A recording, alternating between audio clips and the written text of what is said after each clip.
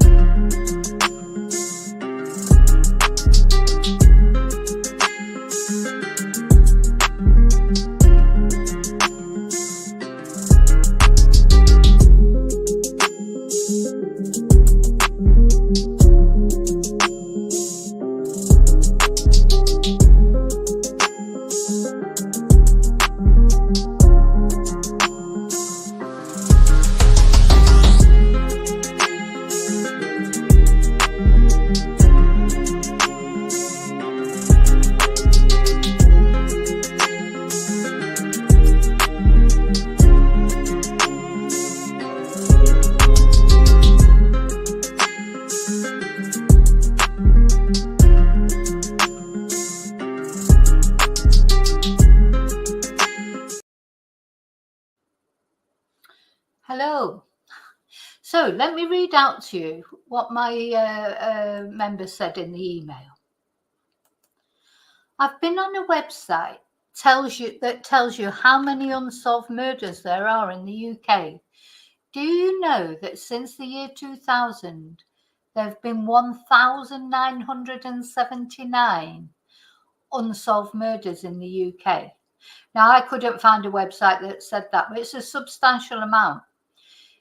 So there could be 1,979 murderers walking loose in the UK at this very moment. So that made me think, and I thought, so I started investigating. I went, and they also talk about a particular case that they're particularly interested in. So I started sort of looking into this about the unsolved murders, and there are a lot. In some cases, I think the police do perhaps know who the murderer is or think they know, but they haven't got enough evidence. The Crown Prosecution Service won't take it any further, or that it has gone to court but it's been thrown out of court for whatever reason. So, and sometimes there's just nobody knows, nobody has a clue. Is it a serial killer murder, somebody unknown to somebody? They're the hardest ones to solve, of course. So it's very, very interesting. Literally when people say that expression, to get away with murder, some people literally do get away with murder, don't they? And as I say, this does not include missing people. There's probably a lot of people who are missing, people that have been missing for a long amount of time, probably have come to some foul play, and they're not included on this list. So that set me off, and I started thinking about it, and then I put a community post out asking what people thought, about looking at some unsolved crimes. I've always been a little bit reluctant to cover unsolved crimes because I get frustrated if there's not an answer. I like to, when I look into a crime, do a crime video, or when I watch a crime video, when I watch other YouTubers who do crime videos, I like to have it all tied up at the end, it's, you listen to the victim's story, which is so important. The victim's story needs to be told from the victim's perspective, not from, the perpetrators quite often overshadow the victim, don't they, in their notoriety, and people don't remember the victim's names, but they remember the name of the person who did it. So I like to see the cases, victim-centred. And then I like to see that at the end, one way or another, the perpetrator has got their just desserts. And I find, unsolved cases are a little bit frustrating like that, because you don't get to know, if the person, there's no justice for the victim if their killer has not been taken to court, and punished for what they've done. So, but having said that, I mean, there are some cases that are very, very intriguing, aren't they? So, and the thing is, every victim deserves their story to be told. Every single victim needs their story to be told. And of course, some are quite high profile. We looked at one yesterday, Hannah Williams, who hadn't had much media attention. Others get lots of media attention, but it doesn't always help, does it? It doesn't always help. They get lots of media attention, like Susie Lamplugh for an example, or for lots of different cases, Madeleine McCann, I suppose. They get a lot of notoriety, a lot of publicity, but still it doesn't get solved. I do think sometimes too much publicity can lead to, maybe even deliberately, lead to confusion, and things get, perpetrators don't get found because there's too many red herrings, too many going on the wrong track. So that's the difficult job that the police have to do. And I do think it is a difficult job when somebody is murdered or goes missing, presumed murdered. They have to tread this fine line between getting publicity, because they want publicity, don't they? They want publicity for this missing person, for this murder, this body that's been found. They need publicity. They need the public's help to help them solve the crime. And probably most crimes are solved from some sort of tip-off from the public. But they don't want it to get ridiculous, where there's so many false leads that they can't keep up with all the leads. And a lot of time is involved in following false leads that should be spent on other things, So it's a very difficult fine line to cross between the right publicity and the wrong publicity. What is the right? You might say you can't get enough publicity, really, because out of, maybe 100 leads, maybe just one of them is the lead that leads to the killer. Holly and Jessica, the two girls from Soham, were a good example of that. There were lots of false leads, weren't there? But anyway, in the end, Holly and Jessica's bodies were found by members of the public. So, it's just difficult. Anyway, so the first thing I did, of course, was I'm going to say hello to you all first. Let me go. Oh, there's quite a few of you there. Hi, Daniel. Happy Friday to you. Hi, Kelly. Hi, Mara. Hi, Heather. I had a little lie-in this morning, Heather, after the late night last night. Hi, Lily Paulie. Yeah. Oh, hi, Admit. So have you got your notifications switched on? Sometimes people say that they don't get notifications. YouTube's just weird, I think. Kelly didn't get a notification. Hi, Tom.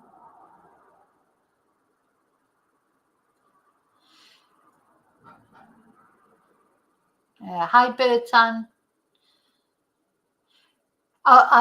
This one was a little bit strange because when I first put this video out, I put 11 p.m. instead of a.m. So you may have got a notification for tonight, and then so I had to change it. So that might be why you didn't get a notification.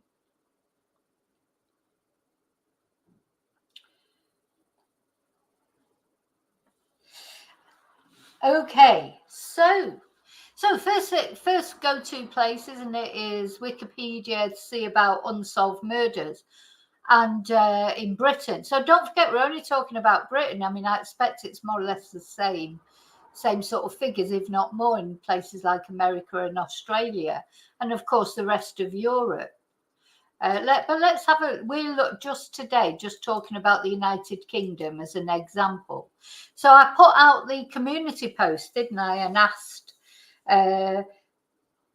were people interested, if I did some unsolved cases, and that was a resounding yes. People are interested. So I'm definitely going to look at some unsolved cases. At the end of this video, I'm going to tell you very briefly about 3 unsolved cases that I'm going to make of it. That'll be my next video. I may make a live in between, but my next scripted video, I'm looking at 3 unsolved cases from the UK. And I'm going to tell you about them at the end. So just going on to Wikipedia, so we've got the list of unsolved murders in the United Kingdom, 2000 to the present. Now I'm just going to scroll down it. Now watch you don't get dizzy, because just to scroll down it gives you that idea of how many unsolved murders there are. So for every one of these people that is mentioned on this table, there's a murderer, at least one, walking around, because some of them are suspected to have been killed by more than one person. So I just found it, as I look down it, I'm going to read some of them out, but just look, just scrolling down it, just goes on and on and on and on. We're only up to 2001. It's another 19 years to go yet. This is what it's like. This is how many there are. And they are all ages, all kinds of ages, from children to very elderly people. They're all from all parts of Britain, in all different parts. Oh, that one's from Bracknell and Berkshire. It's just I live near Bracknell. Anyway, I'm going to pick out some. I could go on. You can see I'm only up to January 2005. There's still another 15 years to go yet. And you're probably already dizzy by all the scrolling. So obviously I can't read out all of these cases. But what I did notice is as well, so all different ages, all different parts of the country, all different ways that they've been murdered. It could be fire, blunt force trauma, shootings, strangulation. There's all different kinds. Men and women, different nationalities, British nationalities. If you see what I say, Britons, I presume they were murdered in Britain anyway, but there are different nationalities as well. Eastern European, Indian, etc. Every nationality you can imagine. And as I say, men, women, children, elderly, a real mixture. But we're going to look at the more specific statistics in a minute of the government statistics. But just seeing that all those names, just one after the other, and all these different ways that people had been murdered.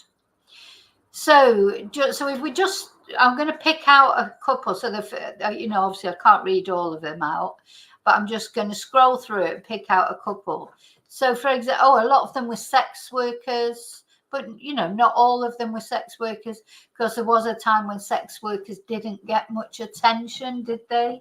Especially I think the Yorkshire Ripper, the sort of scandal about that case and the way the sex workers were treated sort of changed that, which is a good thing, because it doesn't matter what profession you have or what, if that's what you do that for a reason. Maybe you're a drug. Nobody's life is worth more than somebody else's.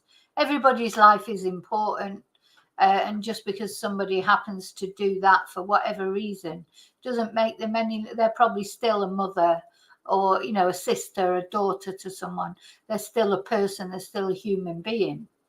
So the very first one in January 2000 was Lola Shenkoya, and she was believed to have been killed by serial sex offender and suspected serial killer Andrzej Konowski, who I'd never heard of. So, I remember with Elizabeth Chow, yeah. So he's dead. He died in prison in 2009. So it's hardly ever likely to be solved. And her body was never found. She just vanished. So that's, she was 27 when she vanished in January 2000. Anyway, so it goes from cases like that. There's domestic cases. There's ones like Roger Ormsby in Manchester.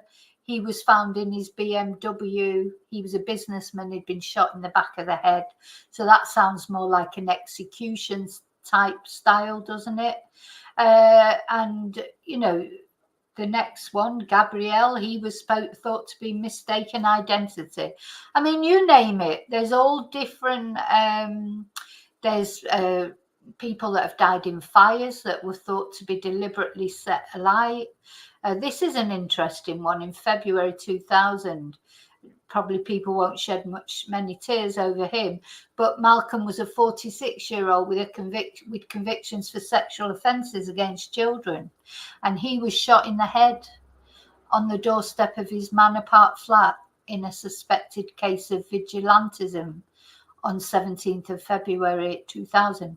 I don't expect his killers have been looked for too hard, but it's still wrong. I mean, as much as you can understand why a sex offender might do that, but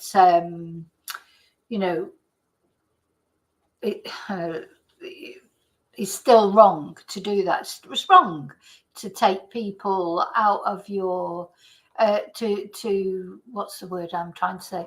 It's wrong to take justice into your own hands, of course. So, of course, DNA should hopefully help to solve a lot of these cases. And so there's young people like Sarah Benford. She was 14. She ran away, or she was thought of being thought that she'd ran away, but now her disappearance has been treated as murder. Now, this is one we're going to look at, one of the cases we're going to look at, Nicola Ray.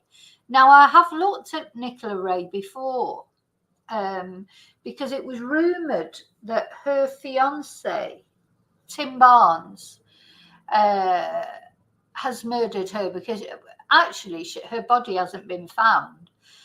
He has been arrested twice on suspicion of her murder, but he's never been charged with her murder. and her body still has not been found. So I have done a video about Nicola Ray, because it was said that her fiance was some relative to Paul Ansell. But I don't know if that's true. So, but anyway, that's why I did a report on the case at the time as a Nicola Bulley case, and I'm going to look at that again. That's one of the three that I'm going to look at. So yeah, she was 29 at the time, and she's just never been seen after a night out. So again, going down, there's all these different cases in all different places.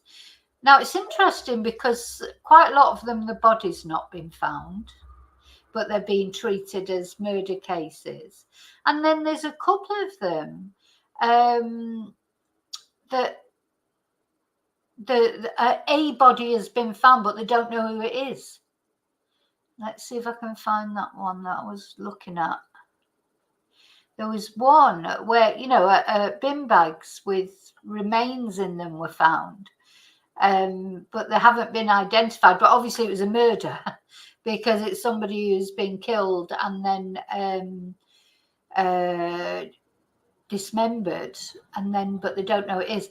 Now, this is an interesting one. In March 2001, Stuart Lubbock. Do you remember the case of Stuart Lubbock? So this is the Michael Barrymore, the guy who died in the swimming pool at Michael Barrymore's house, which just, he died under suspicious circumstances at the home of the television personality Michael Barrymore. And he had injuries consistent with sex assault. So, that ruined Michael Barrymore's career, really, didn't it? There was Michael Barrymore with a good career, and then his involvement in this. It was at his home. Of course, he denies all involvement. But now the police believe that Stuart Lubbock had been RAPD'd and murdered in Michael Barrymore's case, swimming pool. So yeah, that'd be an interesting one to do a case on, actually. I should be right. I'm going to write down any that come up, because there's always, I'm never short of cases, to be honest. There's always cases to talk about. But Stuart Lubbock, that's an interesting one, because for many years his family had to fight for it to be declared as suspicious, didn't it? At first they were trying to palm it off, that there was nothing suspicious about it. But anyway.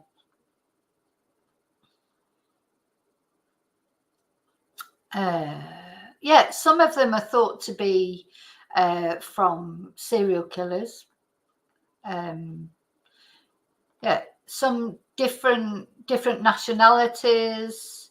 The ones that get to me the most are the house fires. There's quite a few where there's children being killed in house fires that are thought to have been set by ex-partners, but nobody's been found accountable.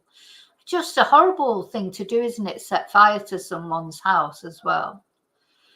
Yeah, then there's this Adam. September in 2001, this boy was found in the River Thames, and they call him Adam, and that's all they know about him.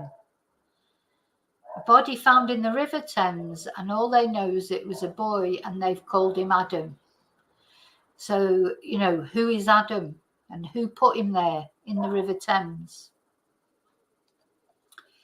So some of them are like gangland type things.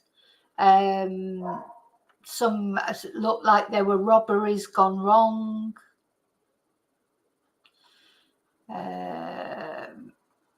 All sorts of different types of cases, of course. And as I say, different nationalities. Some are domestic type, thought to be domestic type issues. Others are, stranger attacks or robberies, as I say, gone wrong. In March 2002, we had this small body in the bag. This is very strange. A man's badly decomposed corpse was found wrapped in bin bags, a single green bedsheet and a single duvet. And also wrapped in there was a white pillowcase and a stereo wire, which the police said that he may have been tied up with. He's thought to have died 2 to 3 years before being found, and it's not clear if the body was brought into the UK from abroad. I mean, how would you bring the body in? Gosh. Anyway, he was 25 to 35 years old, approximately 5 foot 8 inches, wearing a gold chain with a 22-carat pendant with verse 225 of the Quran inscribed in Arabic across it. Anyway, they gave him a funeral. They always give them a funeral, bodies that they find that they can't identify. So it's ironic, isn't it? Because some are body not found and some are body found but don't know who it is.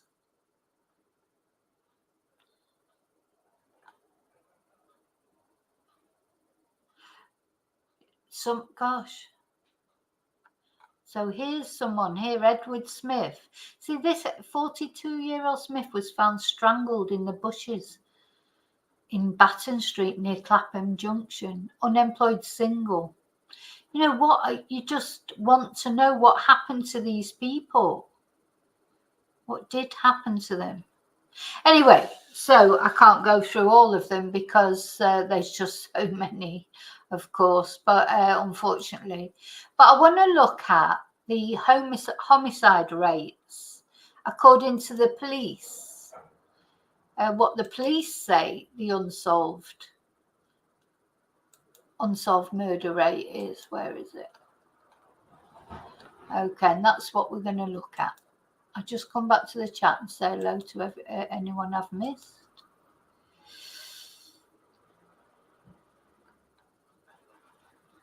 Hi, Mello.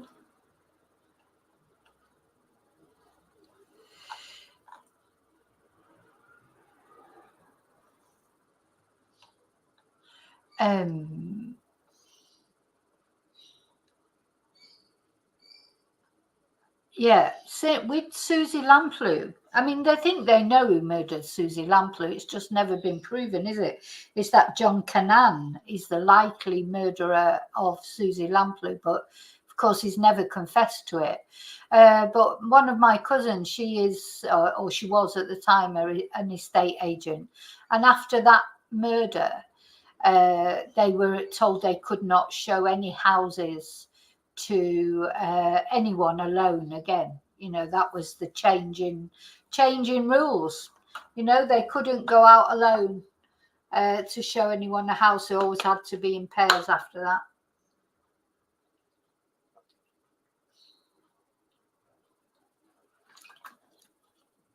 Which makes sense, doesn't it?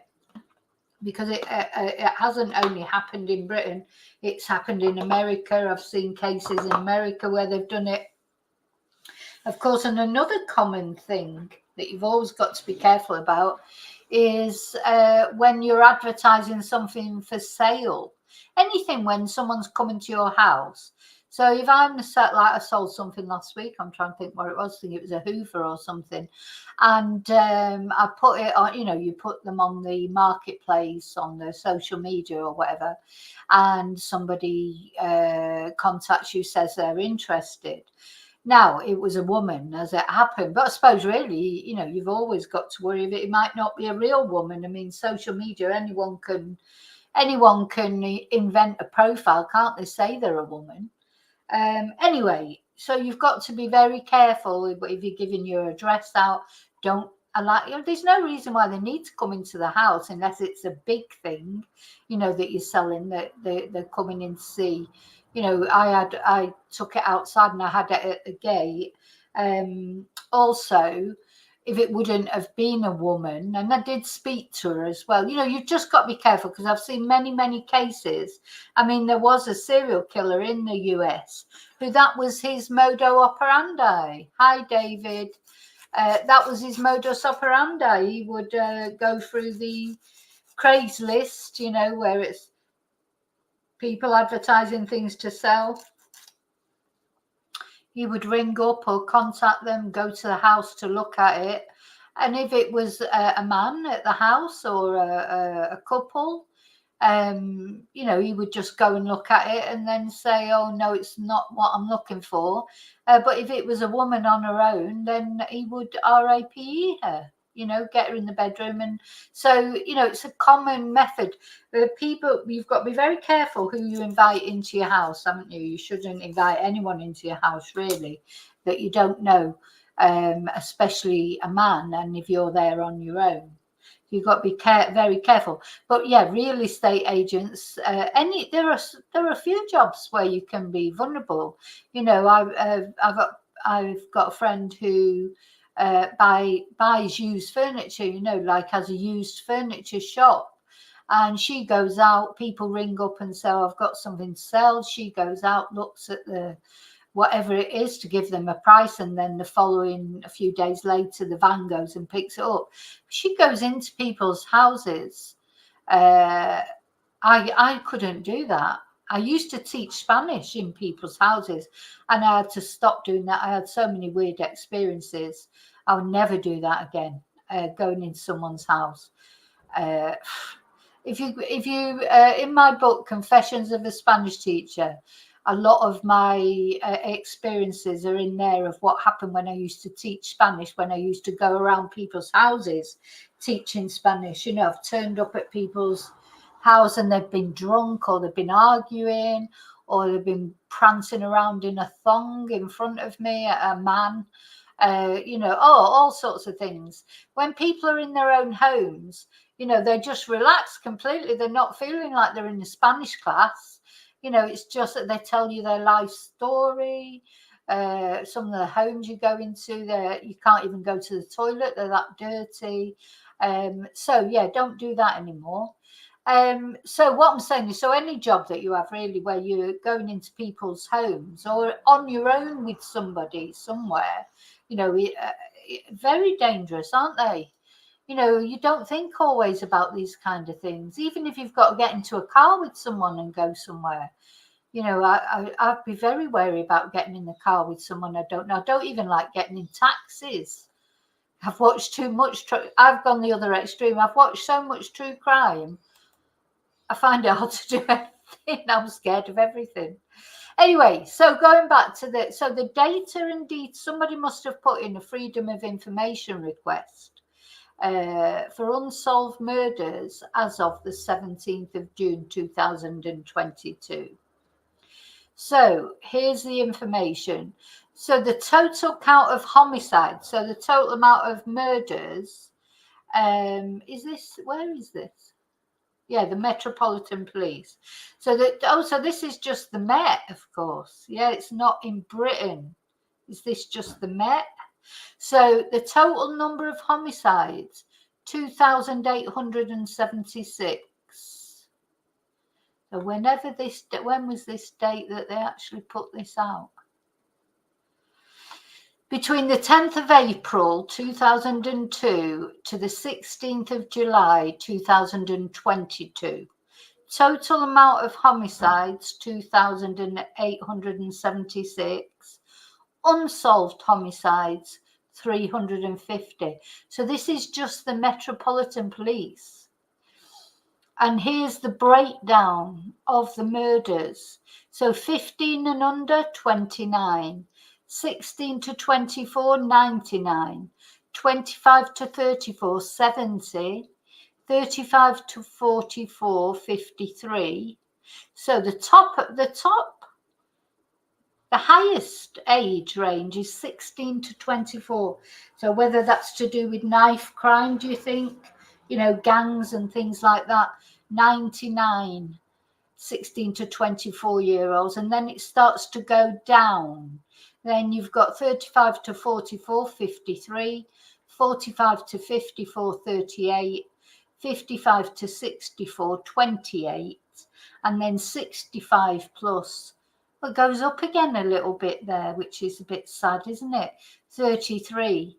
The thing is, over 65s, they're vulnerable, aren't they? You know, to burglaries and things like that. And I suppose if they were attacked, you know, if somebody was trying to escape a scene of a burglary, for example, maybe they're more likely to die of their injuries.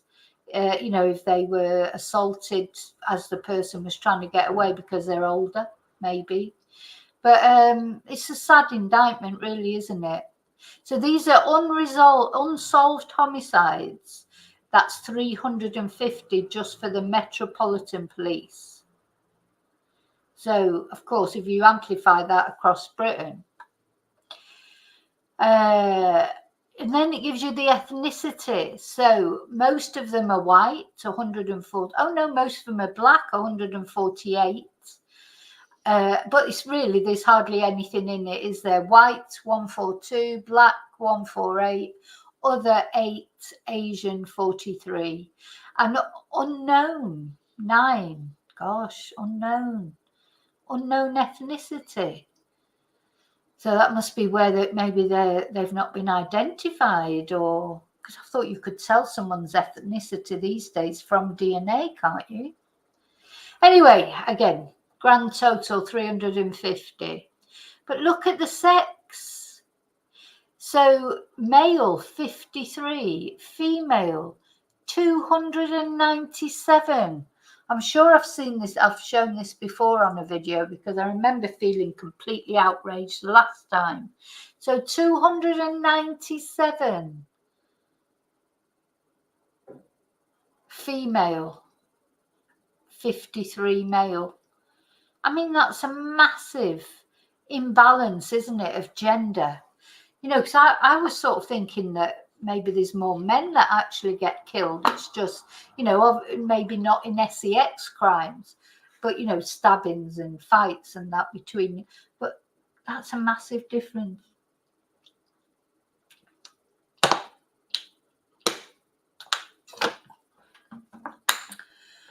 It's very dangerous being a woman, I suppose, because women are more vulnerable. So here's the unsolved homicides by their method of killing. 4 arson, 18 blunt instrument, 14 causing to fall against a hard surface, drowning only 1, exposure of a newly born child, bless, 1, kicking or hitting without a weapon, 14, strangulation, 3. And I was surprised at that. I don't know, I just assumed there would be more that was strangulation, but no, only 3. Negligence, neglect, 3, not known, 34. Other, shaking, etc., 26. Other, poisoning, drugs, etc., 9. Sharp instrument, 113. So that's by far the biggest way of killing. So that'd be like a knife, I suppose. Shooting, firearm, crossbow, catapult, etc., 98. Strangulation with ligature, 5. Struck by motor vehicle, 1. Suffocation, asphyxiation or smothering, 2. Unrecorded or unknown, 4. Gosh, it's chilling, isn't it, when you read it? It is chilling. To see it laid out like that. And as I say, that's just the Metropolitan Police.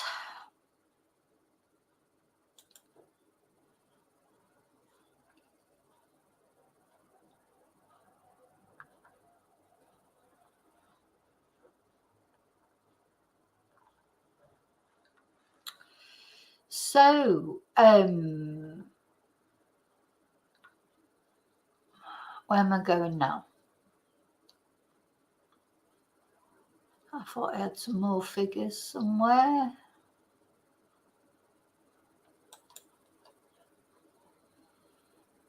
Yeah, now this is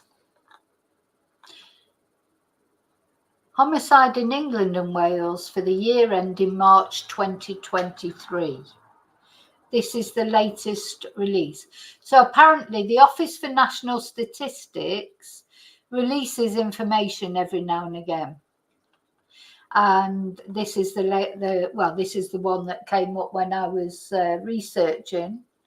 So let's see what it has to say. So now there is some good news here. There is some good news because the murder rates are going down. So that is good news.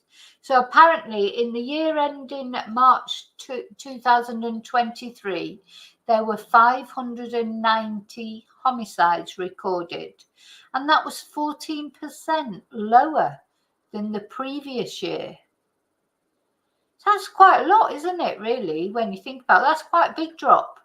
14% lower when there were 684 offences.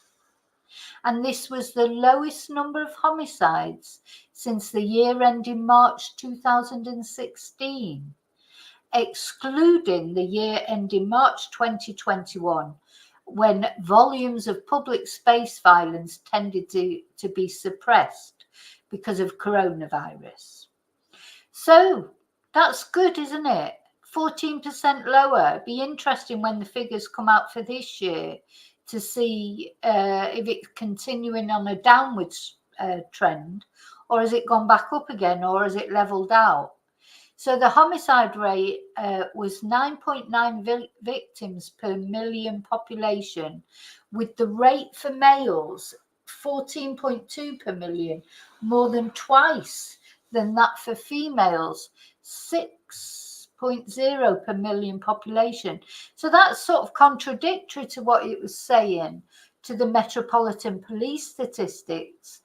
There seemed to be more women, didn't it, than men? But now what they're saying is it's more likely overall for men to be a victim of homicide. That's interesting. And the homicide rate over the 3-year period to the year ending March 2023 was 39.8 victims per million population for the black ethnic group. And that is more than 4 times higher than for the white ethnic group, which is 8.7 victims per million population. Again, interesting, isn't it? Is it the more knife crime in that within the why would that be? There were 51 homicide victims aged 13 to 19 in the year ending March 2023, which was down from 70 the previous year. So I must say, it feels like sometimes when you read the news, it's like every 5 minutes there's a stabbing somewhere or something going on. Teenage victims were far more likely to be killed by a knife or a sharp instrument. This was 82% of homicides, than for victims of all ages, which is 41%. And this was a higher proportion. So the knife crime was higher proportion than the previous year, where 73% of teenage victims were killed by a knife or sharp instrument. So although the general homicide thing has gone down, teenagers killed by knives has gone up by 9%. There were 100 domestic homicides in the year ending March 2023, 37 fewer than the previous year. That's good. And the lowest annual figure since these data were first collected electronically in 1977. Well, there you go. That's positive. I mean, it's terrible that there were 100. You know, there were still 100 domestic homicides. But if it's dropped by 37 from the previous year, that's got to be a good thing. I just hope, that trend continues when the figures come out this year. Women were more likely to be killed by someone they knew than men. For example, of the 100 domestic homicide victims in the year ending March 2023, 70 were women.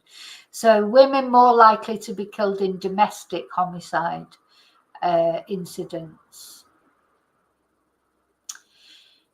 Now, I find this interesting. So these are homicides in general, not just unsolved homicides, I just want to stress, because up to now we'd really been more or less looking on unsolved. These are murders in general. Hi, Jojo. Hi, Chumba. So it's interesting, isn't it? Very Very strange, very strange. Yeah, I think you're right, Deborah. It is harder to get away with it now, and it's certainly harder to get away with being a serial killer, you know. So I'm sure that serial killers nowadays, they get stopped, don't they, because of DNA and things like that. They get caught more quickly, whereas probably if we were still 30 years behind as far as DNA was concerned, they might carry on quite a long time before they get caught.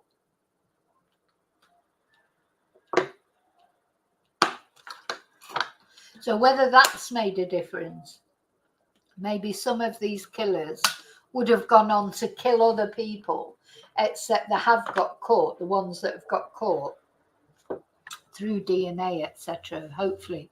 So, because yeah, this actual site that I'm looking at now, this is about murder in general, not just unsolved murder. So I think it's good to see that the trends are going, and I like, listen to this because it's like they're trying to be a bit comforting.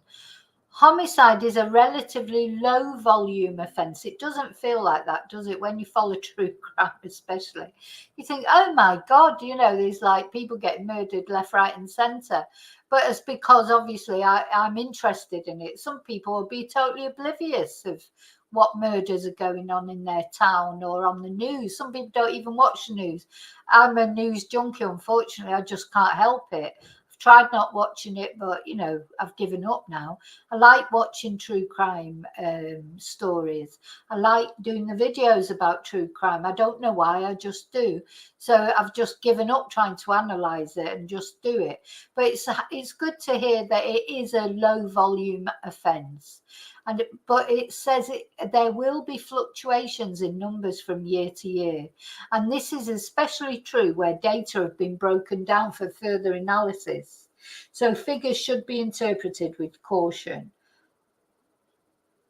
So in the year ending March 2023, there were 590 victims of murder or homicide, and that was a 14% decrease than the previous year, 684 victims. So we've got to focus on these positives, and that was the lowest since year ending March 2016, when there were 538 homicides. And then it talks about COVID as well.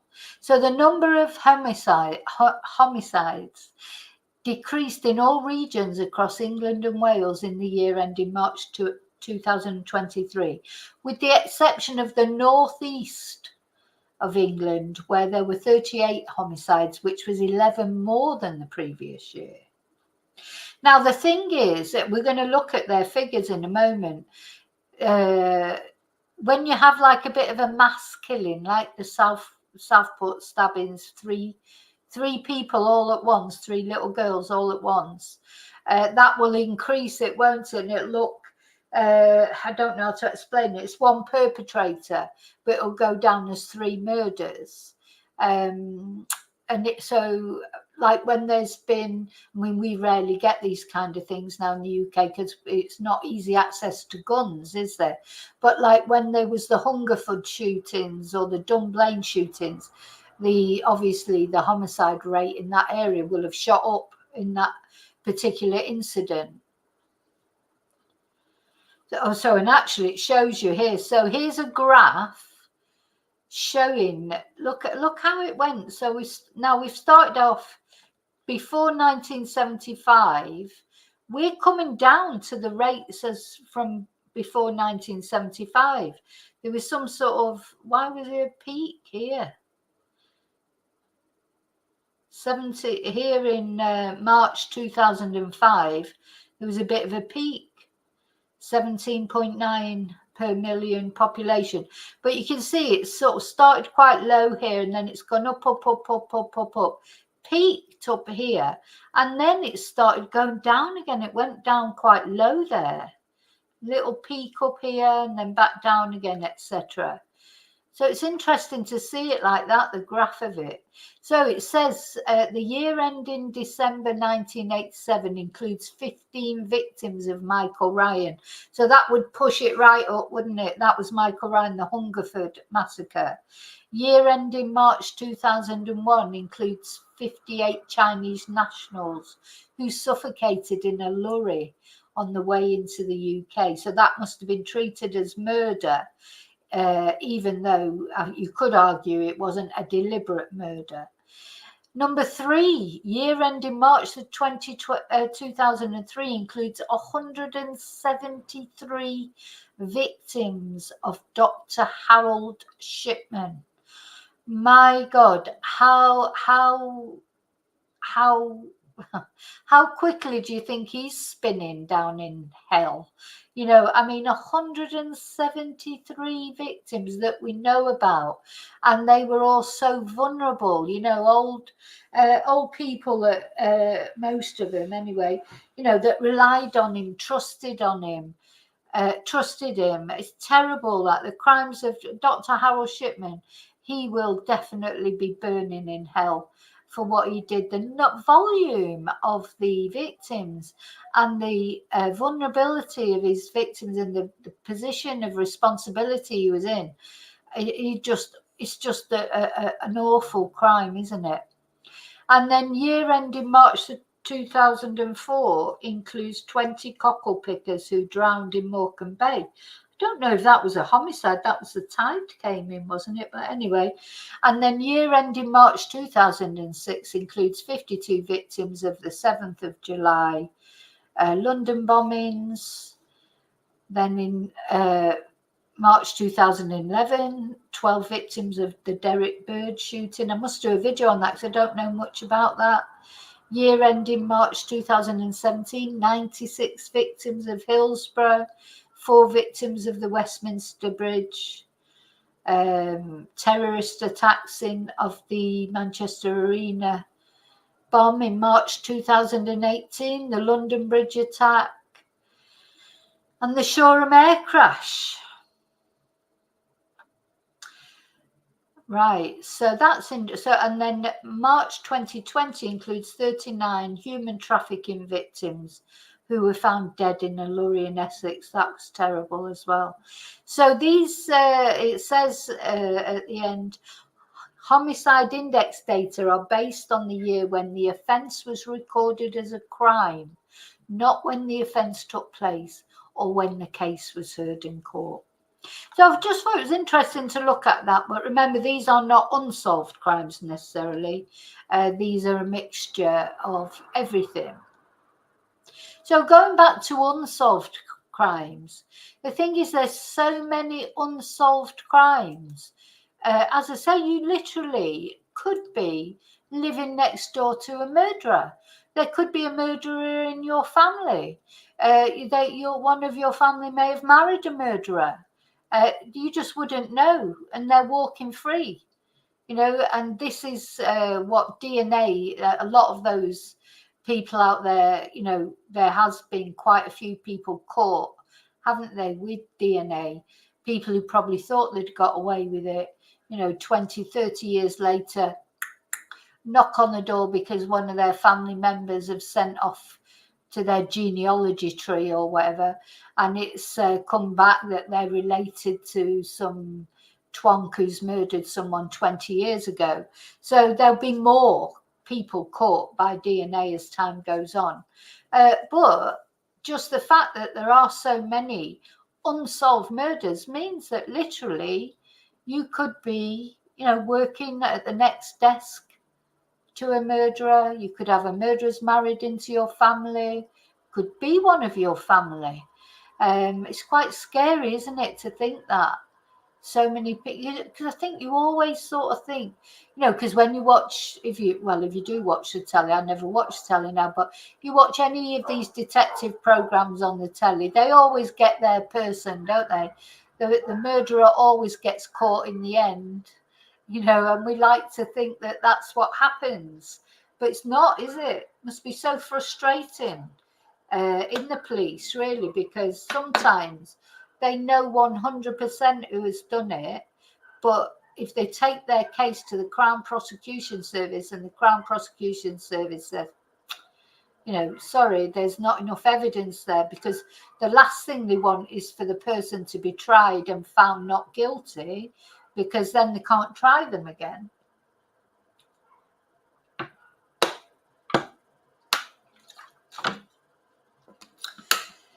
Hi, Charlie. Yes, exactly. God provides the final judgment, but it'd be nice for the families in this life if they did get some, if they did get some justice in this life, wouldn't it? It would be nice. So that I'm just going to talk now about 3 people who we are going to talk about the. We're going to talk about 3 people. What I'm going to do is the next scripted video that I do, I'm going to present about these 3 women. I'm going to do them all together in one video because they're similar sort of stories, really, in a way, in the sense of it's thought, that they are dead. Well, one is dead, the body was actually found. The other 2, their bodies have not been found, but they're thought to have been murdered. But it's likely that the police sort of really know who did it. But it's just a question of proving it. So the first one we're going to be talking about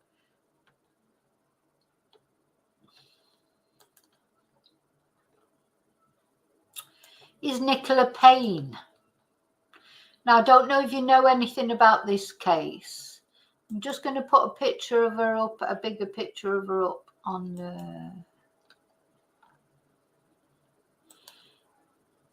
So this is Nicola. She went missing quite a long time ago. She was just walking home, I think, from a night out. Well, I'm going to read you the story anyway. Let's see, what was she doing? So she was 18. She's the mother of 1 child. She went missing while she was walking to her parents' house in Coventry in December 1991. And this case has remained open ever since. So on the 14th of December 1991, while she was walking to her parents' Henley Green house from the Winston Avenue home she shares with her boyfriend half a mile away, she went missing. And so just before Christmas. And that was in December 1991, and nothing was found, no evidence, no nothing. In 1998, there was fresh appeal for information. In March 2003, the police said the case will stay open until they find out what happened to her. In May 2005, adverts were displayed on lorries. So I'm just going to show you a picture of her parents. So they still do not know what has happened to their daughter. I'm presuming they're still with us because this was May 2005. December 2005, the case features on the missing. August 2007, her son Owen, who's now 16, makes a fresh appeal. And in 2007, a 37-year-old man was arrested on suspicion of abducting and murdering Nicola, but no charges were brought. 2008, police dig up a garden, nothing is found. December 2011, they launch another appeal.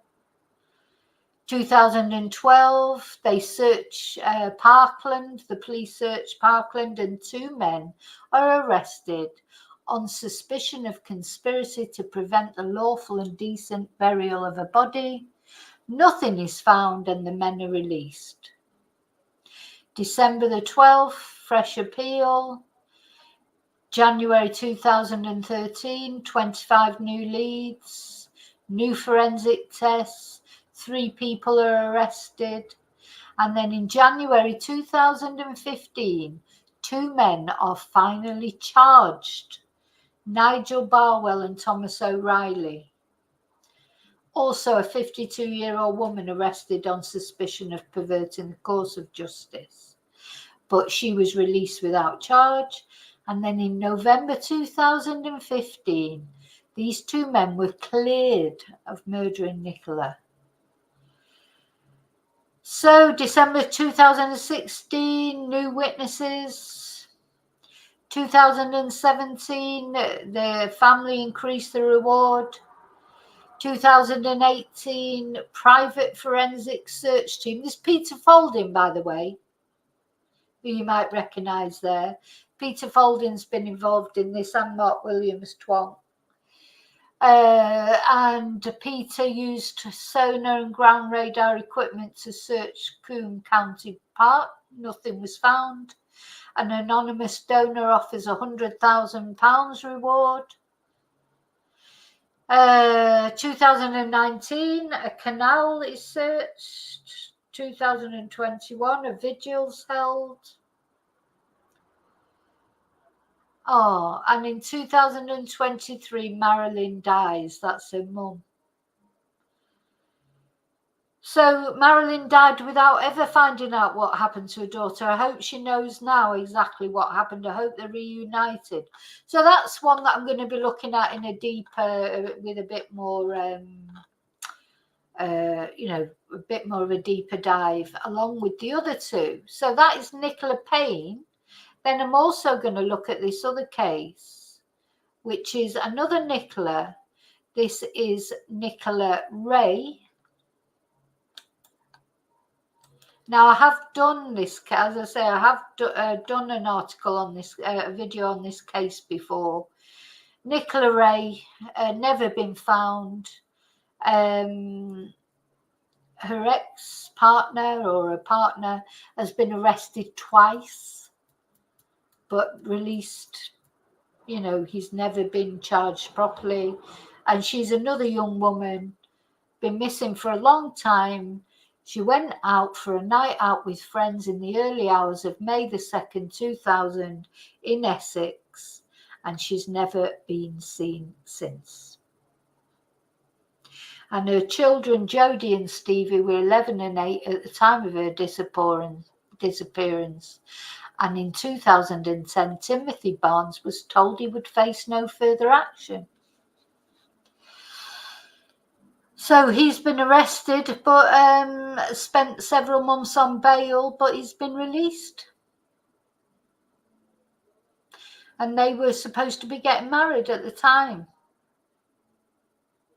So the police have said it's been treated as an unsolved murder, which is subject to routine review.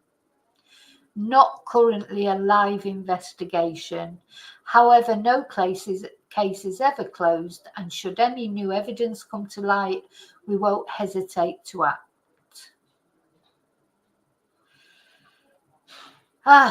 So that's the next one we're going to be looking at. And then let me just put a couple of windows down so that I can concentrate on this last one.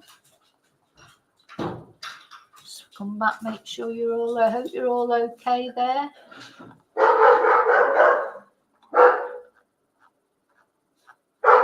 Hi, BF. Yeah, I'm afraid Peter Folding.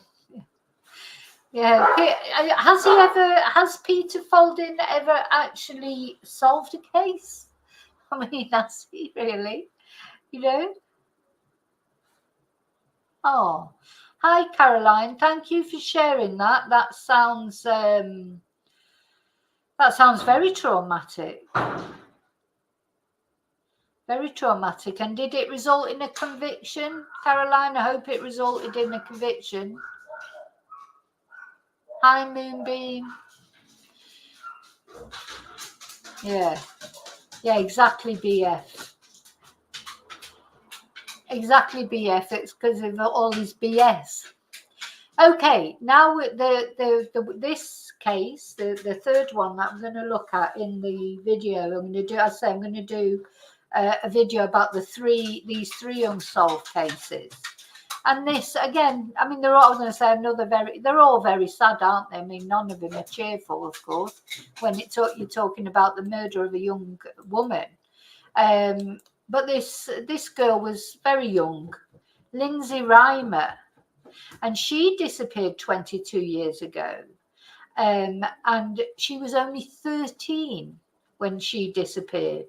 And she disappeared on the 7th of November 1994. She went to buy cornflakes from a shop in Hebden Bridge, West Yorkshire. And her body was finally found the following year, the following April. It had been weighted down in the river. It had been weighted down. And it was found a mile from the town centre, in the canal, in Rochdale Canal the following April. Now, people have been, this man was arrested, but no, as far as I know, nobody's ever been held accountable for Lindsay's death. So, but I'll be doing the deep dive anyway for the video that I do, but I'm 100% certain he has not been charged. It says here he remains on police bail, but this was in 2017, yeah.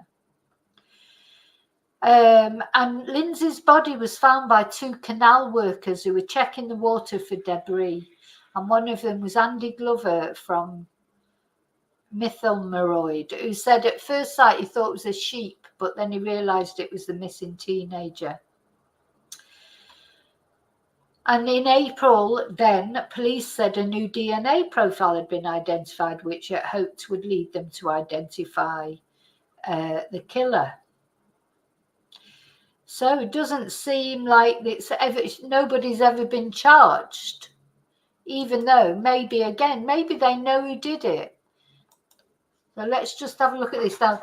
I had to smile when I saw this picture of Lindsay, because probably, she's probably a similar age group to me, or she would have been if she would have lived. And, how people use their phones now to take selfies, like Instagram, Twitter, or whatever social media people use. It's their phones, isn't it? They use. Well, what we used to do, we used to go in photo booths. That was our equivalent of Instagram and social media. We'd go in these photo booths, wouldn't we? And I've got loads of these little portrait photos with my friends when we'd had too much to drink.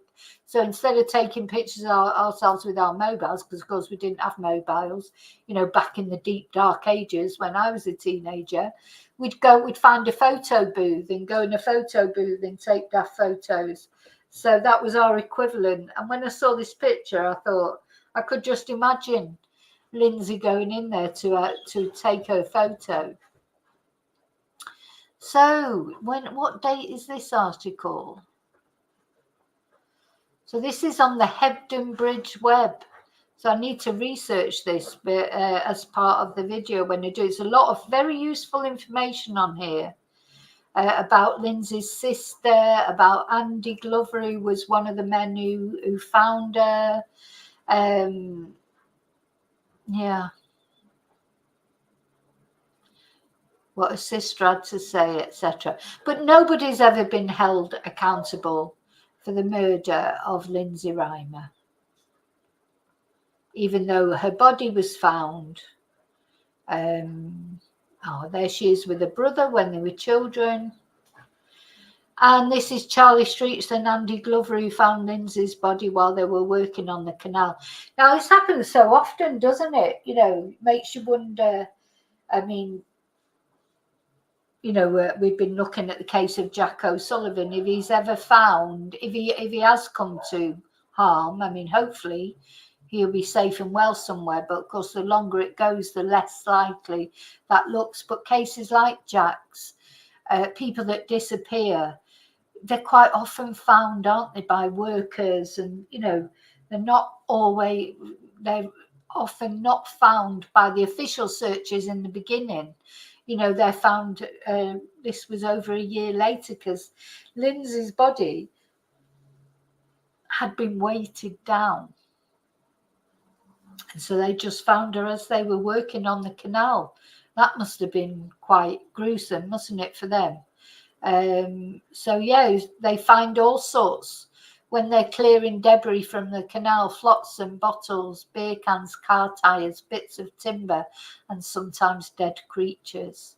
So they are, it's not very nice working in water, is it? It just, Anyway, disposing of decaying waterlogged sheep and wild animals is not a pleasant business, but for experienced canal workers Charlie Streets and Andy Glover, with 25 years working on the Rochdale Canal between them, an occupational hazard that goes with the job. Now, I was thinking, like, same with Riley Strain over in America, in Nashville. He was found by a worker, wasn't he, on the river?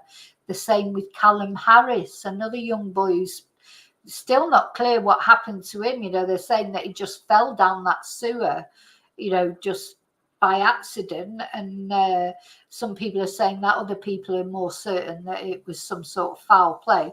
But he was discovered, months later, after extensive searches, no luck in finding Caleb Harris, and then a worker found him. So it's likely anybody who's working in water, in these, in canals, in sewers, in those, it's just horrible, the thought of finding a body, and it must be very traumatic. I hope he had some counselling. Well, he's still working there, he's still doing it, so he must have got over it. So they spend most days fitting new lock gates and often walk or cycle the canal length, inspecting towpaths, maintaining walls and clearing rubbish. And on a bright spring day in April 1995, the two men were finishing a routine patrol.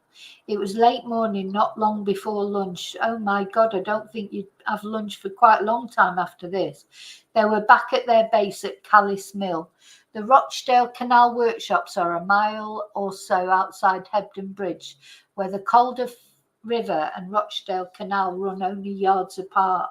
Charlie was then aged 29, a family man from Halifax, and he was removing debris.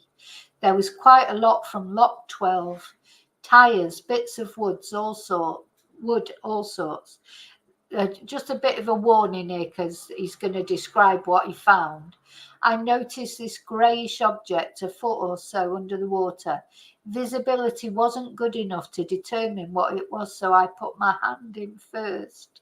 I had rubber gloves on and tried to pull it out, but I didn't have a good enough grip on it to pull it out. So I came back to Callis Mill for a grappling hook. I went back and pulled it up. It took him a few seconds to come to terms with what he'd found. He called his mate Andy over, and between them they tied off the grappling hooks so it wouldn't float away. And Andy, a father of 3 and then aged 35, knew exactly what they'd found. As they'd grappled the object to the canal bank, it had rolled over in the water. Oh, bless. Oh, dear.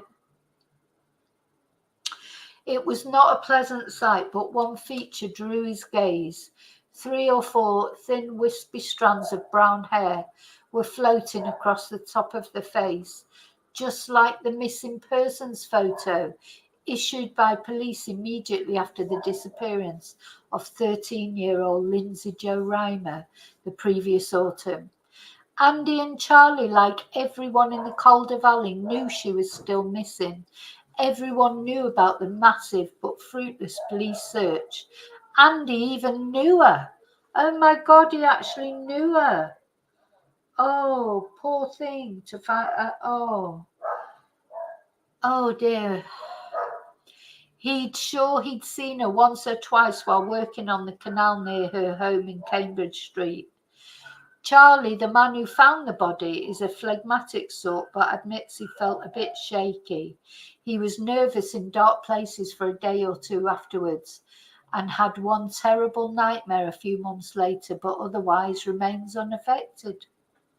So then the police came to put a screen around the canal. Forensic experts, frogmen came, and they then, with respectful tender care, slid the body still in the water to minimise cross-contamination into a body bag. And by the middle of the afternoon, Home Office pathologist Professor Mike Green, assisted by Dr. Naomi Carter, had arrived at the mortuary at the Royal Halifax Infirmary to start the chilling task of performing a post-mortem on the remains of Lindsay Jo Reimer. That's a grim. This is a grim. What's the word? It's a grim job, isn't it? As well, to be a Home Office pathologist, as well. It is so grim. You know, just how do you sort of do these jobs and then go home and have your tea? You know, you're just like, just can't imagine it, can you? But anyway, Professor Green, now retired, is one of the most experienced and well-respected forensic pathologists in Britain. He's performed over 10,000 autopsies and he's investigated over 800 homicides. The police trust his judgments, and they decided that she probably died from strangulation.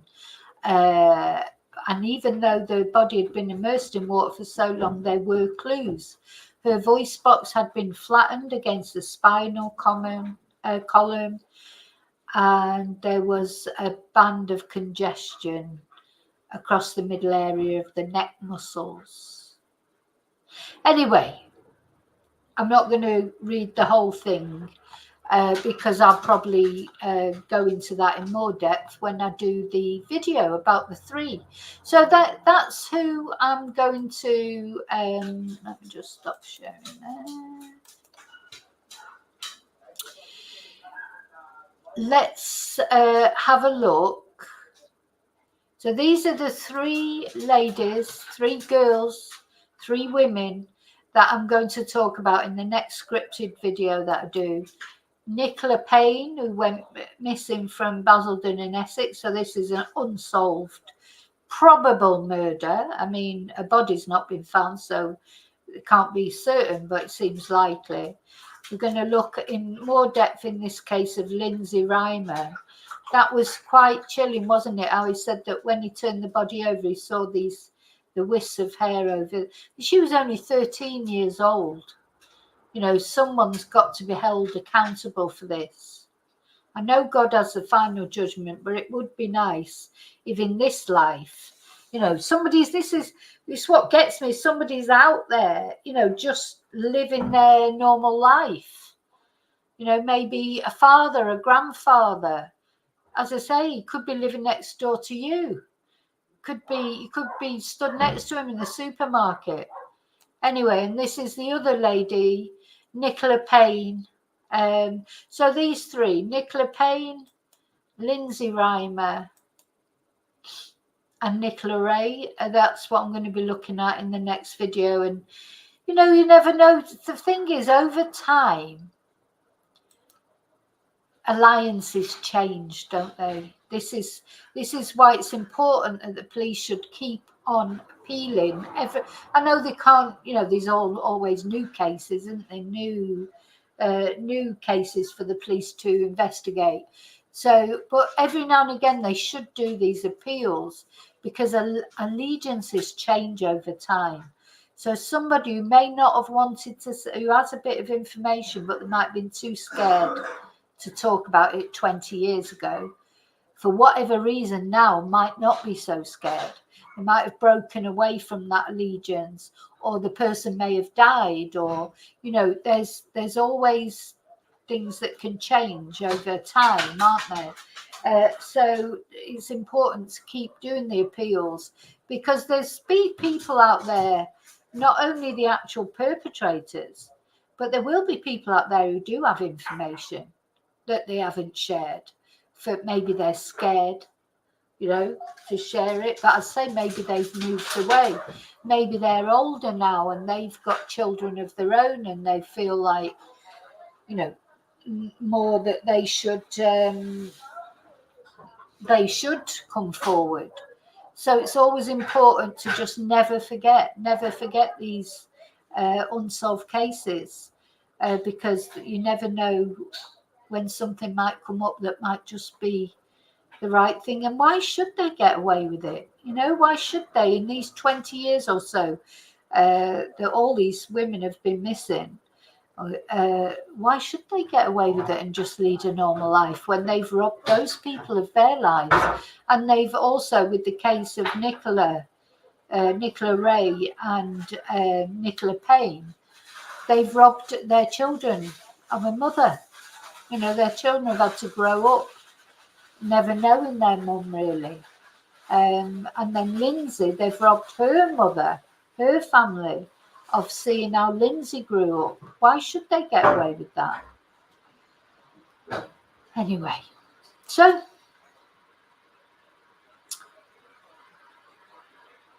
thank you for being here with me. I want to say thank you to those of you that are in the chat. As you can see, you've all been chatting away.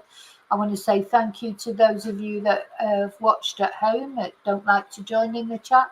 And also, of course, thank you to Replay Crew. Don't forget to like, please, if you don't mind. And if you're not subscribed, make sure you subscribe. It's completely free. And also, don't forget to hit the notifications button so you get notifications of new videos. And why not think about becoming a member? And we have 2 lives. Well, we have 1 live every week on Carry On Chatting, and 1 live every 2 weeks on Let's Chat membership levels.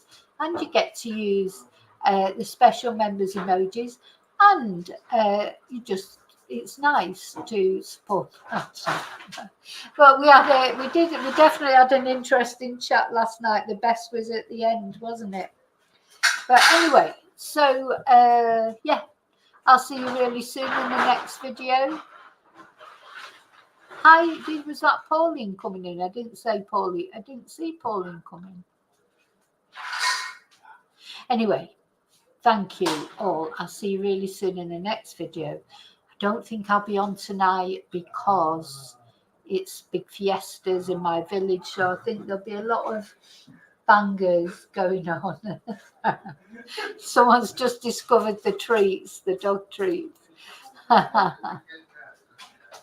So I'll see you really soon in the next video. And until then, may your God go with you. Thank you so much.